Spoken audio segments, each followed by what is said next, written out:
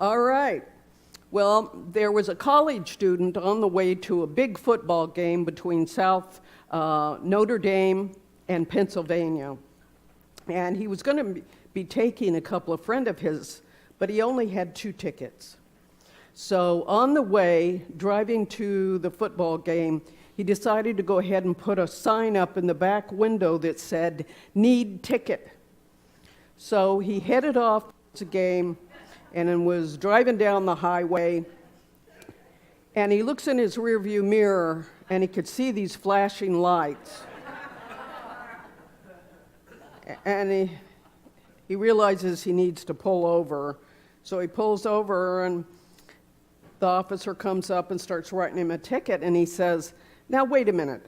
I wasn't driving any faster than anybody else on the road, maybe just 5 miles an hour more, but everybody else was pretty much driving the same speed I was." And the officer said, "Well, you were the only one asking for a ticket." So be careful what you ask for. Be careful what you focus on, because you will get what you focus on. So back in 2002, Bob and I were in ministerial school at Unity Village, and it was our second year, and we knew we were going to be finishing real soon and going off to our first congregation. Well, we knew that we were going to need a second car, and so I began to think about what kind of car I would like to have. And we would go to car lots and look at the various cars. And when we went to one, there was this car that just stood out to me, and I thought, oh, that's the car that I want. It was a Volkswagen Jetta. It was black with beige leather upholstery and a sunroof. And I fell in love with that car. And one night we went back out. We would visualize, what we wanted. And one night we went back out to the car lot, and it just so happened that my favorite car was not locked. And so I opened the door, and I got in, and I sat there, and I just smelled the leather. And I looked at the sunroof, and I could picture myself driving down the road with the air blowing through the sunroof and the sunshine. And it was just, I could really visualize myself driving this car. And sure enough, when Bob and I graduated from Unity Village, from the ministerial program, we got an offer and ended up going to Hollywood, Florida. And after we got there, we went out and bought a black Volkswagen Jetta with leather seats and a sunroof. So I got what I focused on. And it's funny how this principle works, because today, after working on my talk over the weekend, I was really focused on the Volkswagen Jetta again.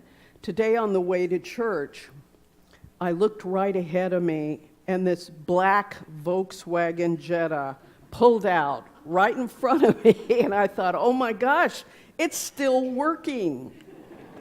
So anyway, be careful what you focus on.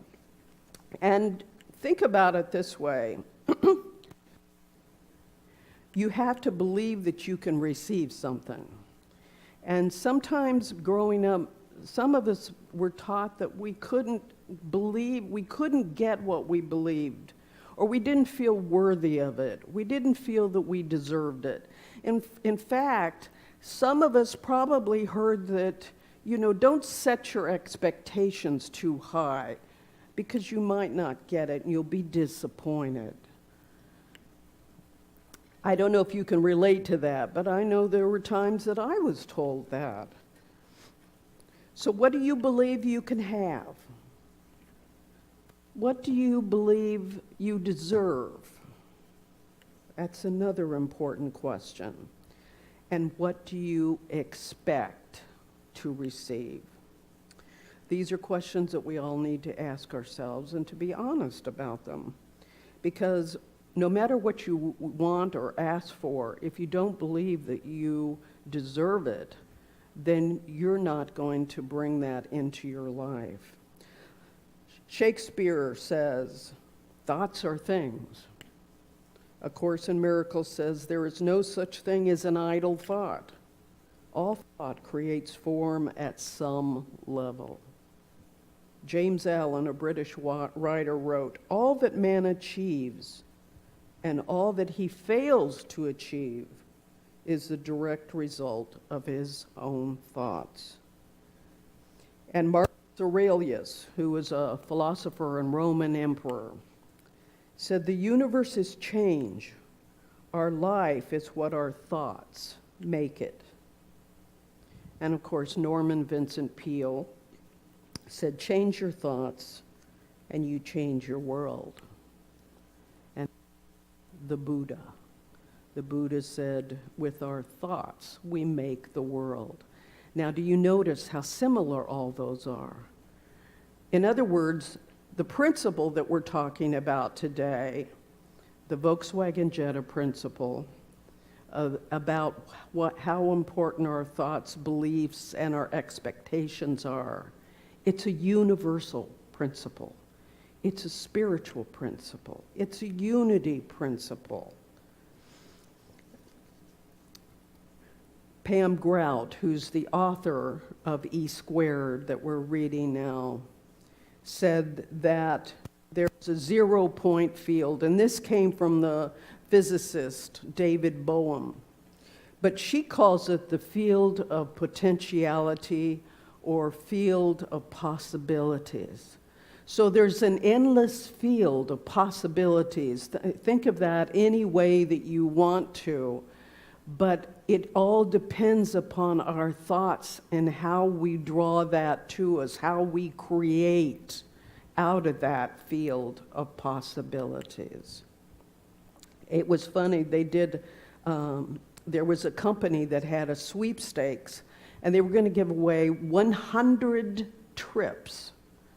And you could go anywhere you wanted in the world. Now, think about that. Where would you go if you were to win a trip anywhere in the world? Where would you go? Anybody? Greece. Yeah. Anybody else? Where would you go? Egypt. Well, 95% of the people who won the sweepstakes went within 4 hours of where they lived. They had low expectations. So we have to be conscious of the expectations that we have. And the same goes for our church here. What kind of expectations do we have for Unity of Tampa? We're going to be looking at that. We're going to be doing a visualization, a visioning of what we want in the future for this church, for the new building that we're going to be drawing to us through this field of possibilities. So think of it that way, and it's on March 16th. So make sure you're here so that we can draw to us and create this new home that meets all of our needs and all of our future needs as well. Now, my father grew up in Kansas. They were farmers, and my father worked on the farm until he graduated from high school. He wanted to study geology, so he was able to go to Kansas State University in Manhattan, Kansas, because he had this dream, and his dream was that he wanted to drill oil wells. Now, for a farmer, that's a big deal, that's a big change. But my father had had this dream since he was probably about 7 years old, when he saw his first oil well out in the country of the small town where we lived. And he saw this well, and he thought that was just the neatest thing he'd ever seen, that this oil well would be pumping oil. And so from about the age of 7, he knew what he wanted to do. But because they came from a farming background, he joined his father, my grandfather, in farming. And he did that until he went away to college and studied there for a year. But after a year, he was called back to work on the farm. And then he eventually went off to fight World War II. When he got back from there, he went back out to the farm and began to farm again. And after my brother and I were born, he said, "It's time." So he took out some loans and he began to drill for oil. Well, dry holes. Didn't find any oil. And then he tried again, and he still didn't find any oil. Now, a lot of people would have given up, but not my father. He knew that there was oil in this land that he had. In fact, he used to take me out to this area outside of our hometown where he owned land, and he would point at where he was going to drill next. And we would just sit there and kind of visualize, yeah, I can see that. I can see a well pumping oil. And one day he went to see the banker in my hometown and to borrow some more money.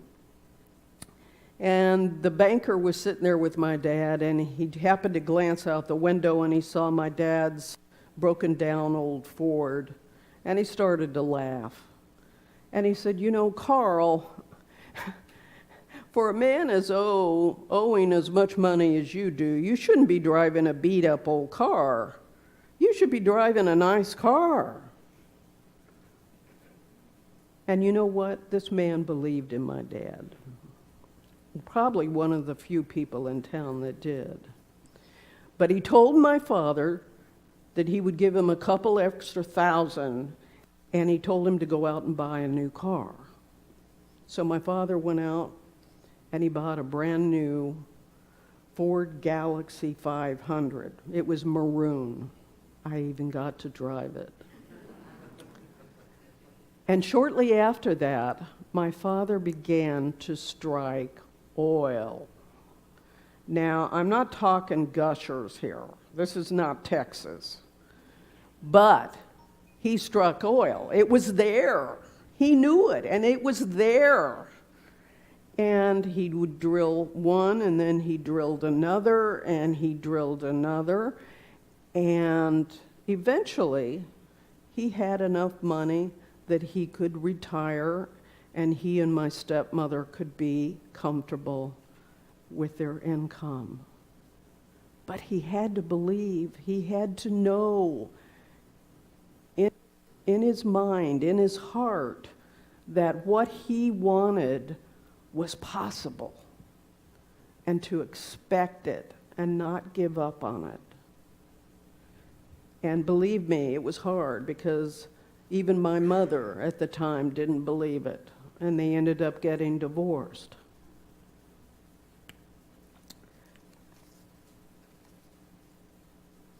Now, these principles work the other way, just in case you hadn't noticed. So, what are you expecting on the other side? Are you spending some time doing some worrying about something? Is there an expectation there that something could go wrong, that there might not be enough money, can't pay our bills, whatever? What is your expectation? Because if you focus and give your energy to that expectation, then you are working in the field of possibilities in a negative way. So what do you expect there? And be careful what you're focusing on. Now, a good example of that from the Bible is Job, in the book of Job. You're probably all familiar with the verse. For the thing I greatly feared has come upon me, and what I dreaded has happened to me. Okay, he dreaded it, he feared it, and he created it. So to review here, the Volkswagen Jetta principle is that you impact the field and draw from it according to your beliefs and expectations. I'm going to repeat that. You impact the field and draw from it according to your beliefs and expectations. The question is, do I really see only what do I expect to see? And the hypothesis is, if I decide to look for sunset beige cars and butterflies, I will find them. And that, my friends, is part of what your assignment is going to be for this next week. So, I want you to take note of this. What you're going to do for this next week, and it's only going to take 48 hours, so you can begin now. And I'd like you to consider using the 2 experiments that are in the book, but I also open it up to you if you have something else that you'd like to focus on manifesting. That's okay too. I'm not one who says there has to be rules on this.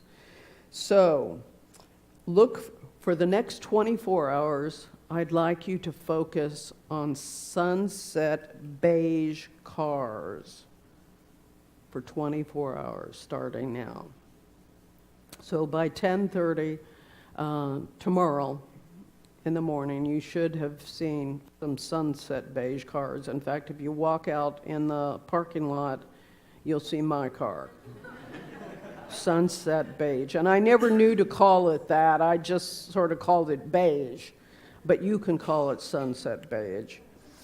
Then, for the second 24 hours, your assignment is to look for yellow butterflies. And this was funny because I had tried this yesterday. And I'll be darned if somebody didn't send me a message on Facebook, or it was on my feed, and there was a picture of yellow butterflies. Actually, they were monarchs, so they were more like orange, but I'm going to accept that. So keep track of how many butterflies you see. Now, if you choose to focus on something else, then that's fine too. So come up with something that you really want to see in your life and allow that to be your proof. Because what we're really doing here is proving to ourselves that these principles work. Because they do. But you have to use them. Johnny Coleman, one of the union ministers, she was African American, and she started her own church, Universal Truth. Yeah. And one of the things that she used to say, they work if you work them. You know, so you have to work these principles. They're not something that you just don't pay attention to and don't act upon and don't believe. You have to work the principles. So that's your assignment for this next couple of days. Now we're going to go into our meditation here in a few minutes. And what I'm going to have you do as part of that meditation, we're going to break the time of the silence up into 2 portions. And half of your silence is going to be visualizing something that you want to see in your own personal life.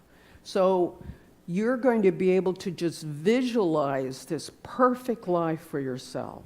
See yourself doing whatever you've always wanted to do, whether it's a new job, a vacation, someplace you'd like to go, going back to school, whatever it is, allow your imagination to take hold of you and to just put it out there and really allow it to be visual to yourself and even to feel what it's like to do that. Now, the second part of your meditation is going to be a time of visualizing this church, the good of the church. And what I want you to visualize in your mind is this room filled with people. Visualize people being drawn to this church from the outside community, people who are waiting for this message, people who are feeling the need for spiritual inspiration and for fellowship from people who think the way they do. So begin to just visualize these people being drawn here on Sundays for this message. And next week, we'll see what happens. So, you got it?